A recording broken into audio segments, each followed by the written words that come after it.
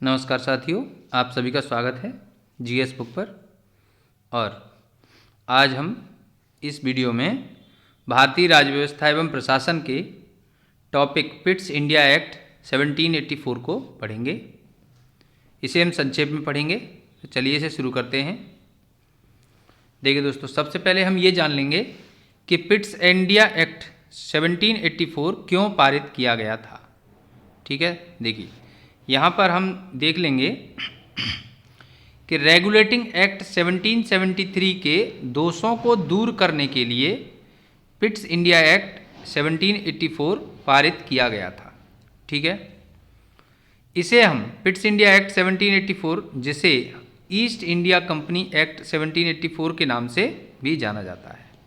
ठीक है, देखिए पिट्स इंडिया एक्ट को हम क्या और नाम से जानते हैं? East India company act 1784। ठीक है, देखिए यहाँ क्या है, यहाँ देख लेंगे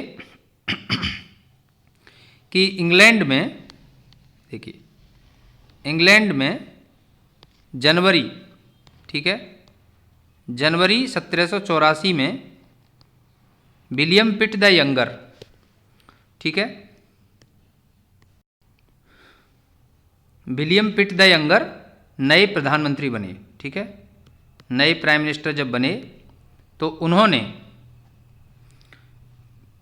ईस्ट इंडिया कंपनी के सही प्रशासन के लिए और जो रेगुलेटिंग एक्ट के अंदर जो कमियां थीं उनको देखा, तो उसके लिए उन्होंने ये प्रस्ताव पारित किया, मतलब प्रस्ताव पेश किया। ठीक है, प्रस्ताव पेश किया। और अगर हम कहें तो ये प्रस्ताव जो है जनवरी में पेश किया था और यह अगस्त में, ठीक है, अगस्त 1784 में ये जाकर के पास हो पाया था। ठीक है, चलिए आगे देखते हैं। देखिए दोस्तों, अब हम इसमें महत्वपूर्ण तथ्यों की बात करेंगे कुछ। तो वैसे तो ये प्रावधान यूँ कहें कि जो डॉक्यूमेंट था ये काफ़ी बड़ा था, लेकिन इसमें कुछ महत्वपूर्ण तथ्य हैं जो हमें याद रखने चाहिए परीक्षा की दृष्टि से। तो देखिए 1773 का जो रेगुलेटिंग एक्ट था उसकी बात करें तो उसमें गवर्नर जनरल की काउंसिल के सदस्यों की संख्या 4 हुआ करती थी। ठीक है, जो कि इस एक्ट में यानी कि 1784 के एक्ट में घटाकर 3 कर दी गई थी। ठीक, आगे यह है कि देखिए भारत में ब्रिटिश क्राउन की सेना का कमांडर इन चीफ इन तीनों में से एक होगा। अब ये कौन 3 हैं? जो ये 3 हैं, मतलब कि काउंसिल के जो सदस्य थे उन 3 सदस्यों में से कोई एक कमांडर इन चीफ बनेगा सेना का। ठीक है, इसके अलावा गवर्नर जनरल को वीटो शक्ति प्रदान की गई। ठीक है, गवर्नर जनरल जो है अब ज़्यादा पावरफुल हो गया था। ठीक है, इसके अलावा भारत में कंपनी के क्षेत्र को, जो ईस्ट इंडिया कंपनी ने क्षेत्र जीते थे, उन क्षेत्रों को पहली बार भारत में ब्रिटिश कब्जा, यानी कि ब्रिटिश क्राउन के अंतर्गत ये क्षेत्र माने गए। ठीक है, चलिए आगे देखते हैं नेक्स्ट। देखिए दोस्तों, जब ये एक्ट पास किया गया था तो इस एक्ट में काफ़ी जो 1773 का एक्ट था, ठीक है, 1773 के एक्ट में कुछ कमियां थीं। उन कमियों को ध्यान में रखते हुए यहाँ पर यानी कि 1784 के एक्ट में जो बदलाव किए गए उनमें एक बदलाव ये था कि गवर्नर जनरल को कोर्ट ऑफ डायरेक्टर्स और बोर्ड ऑफ कंट्रोल की जो आज्ञा थी, जो आदेश थे, उनको मानना था। ठीक है, देखिए लंदन में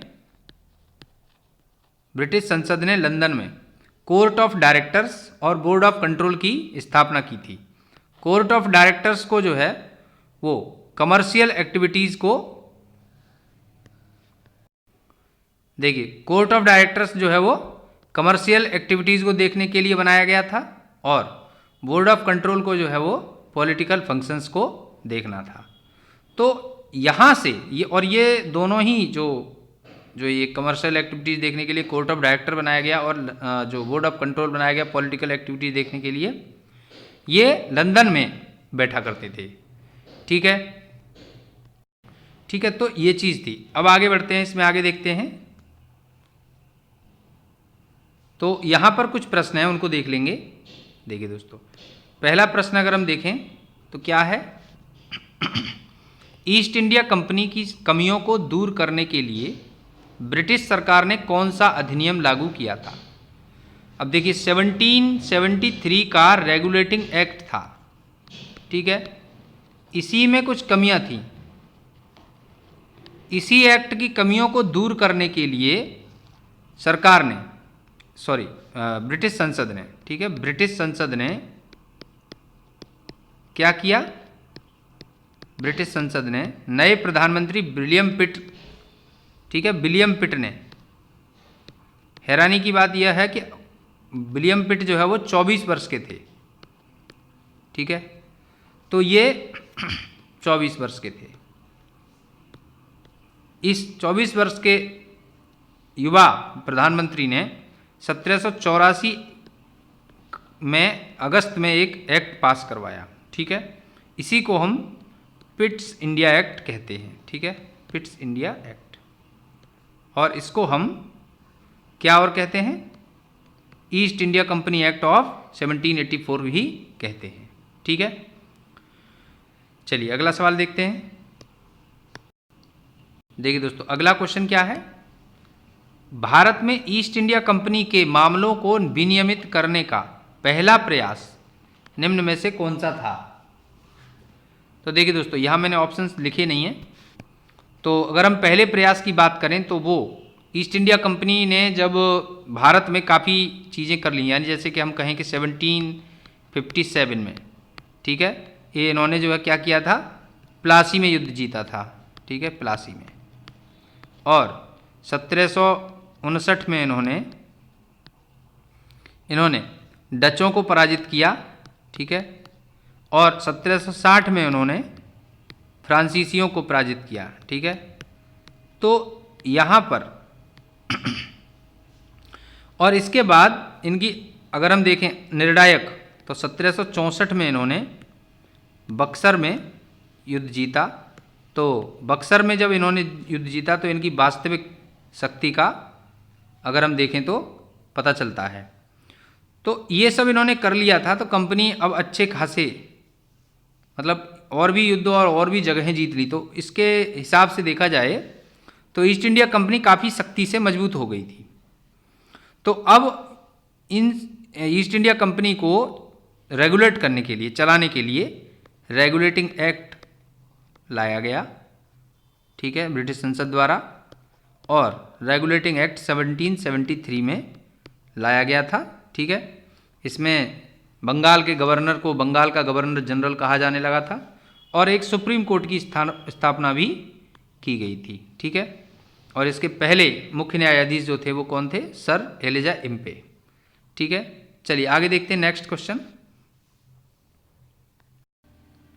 देखिए दोस्तों, अगला क्वेश्चन यहाँ पर क्या है, ये है कि पिट्स इंडिया एक्ट द्वारा शुरू की गई दोहरी सरकार, यानी कि द्वैध शासन, ड्वेल गवर्नमेंट, भारत में तब तक चलती रही जब तक कि इस निम्नलिखित में से किस कानून द्वारा इसे समाप्त नहीं कर दिया गया।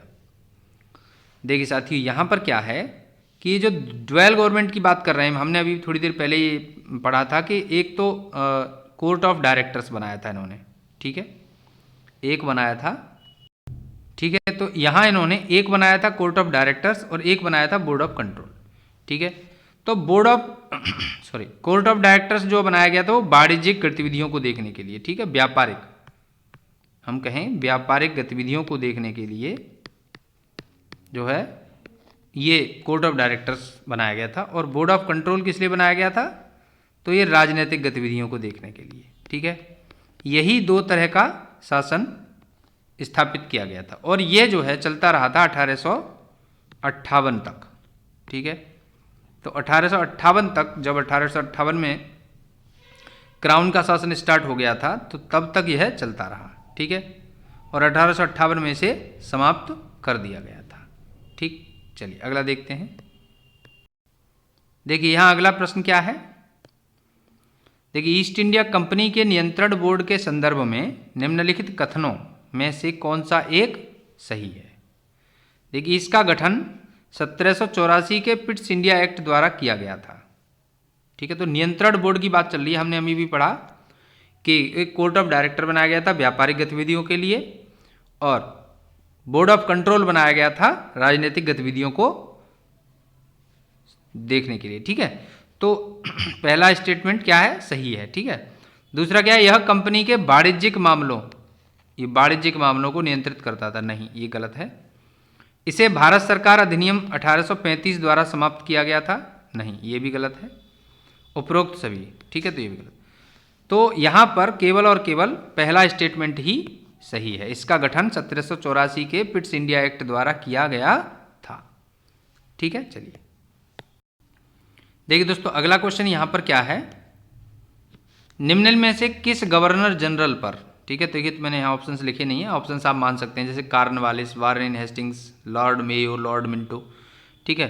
तो इनमें से किस गवर्नर जनरल पर भ्रष्टाचार के आरोप में, ये आरोप यहाँ पर लिखा गया है, ठीक है, आरोप, प्रिंटिंग मिस्टेक, टाइपिंग मिस्टेक है, सॉरी, महाभियोग चलाया गया था, ठीक है। देखिए तो ये चलाया गया था वारेन हेस्टिंग्स पर, ठीक है, ठीक है। तो ये चलाया गया था वारेन हेस्टिंग्स पर, और वारेन हेस्टिंग्स जो है वो 1773 से 1785 तक ये बंगाल का गवर्नर जनरल रहा, ठीक है, ठीक है। तो 1773 से 1785 तक यह, यानी कौन, वारेन हेस्टिंग्स बंगाल का गवर्नर जनरल रहा, और यह पहला गवर्नर जनरल भी था, ठीक है। तो ये हमने पिट्स इंडिया एक्ट के बारे में कुछ चीज़ें पढ़ी, कुछ महत्वपूर्ण तथ्यों को पढ़ा। इसके अलावा हम यहाँ कुछ और अन्य तथ्य भी देखेंगे। तो देखिए यहाँ पर क्या है, अगर हम देखें 1784 में तो कुछ घटनाएं और महत्वपूर्ण हैं, जैसे 15 जनवरी 1784। देखिए 15 जनवरी 1784 को एशिया के अध्ययन के लिए एक सोसाइटी की स्थापना की गई थी, ठीक है, और इस सोसाइटी की स्थापना सर विलियम जोन्स ने की थी, ठीक है। इसमें जो ये है 1784 में 15 जनवरी को एशियाटिक सोसाइटी की स्थापना की गई थी कोलकाता में, ठीक है। इसके अलावा 11 मार्च 1784 की तिथि और महत्वपूर्ण है। इसमें क्या हुआ था, टीपू सुल्तान और ईस्ट इंडिया कंपनी के बीच मैंगलोर की संधि पर हस्ताक्षर किए गए और इससे द्वितीय आंग्ल मैसूर युद्ध का समापन हो गया था, ठीक है। तो ये हमने 1784 के संबंध में कुछ फैक्ट्स पढ़े, और इसके अलावा हमने इस वीडियो में पिट्स इंडिया एक्ट को पढ़ा। तो यदि आपको ये वीडियो अच्छा लगा है, हेल्पफुल लगा है, तो जीएस बुक को सब्सक्राइब करें और इस वीडियो को शेयर करें, कमेंट करें, लाइक करें। Thanks for watching.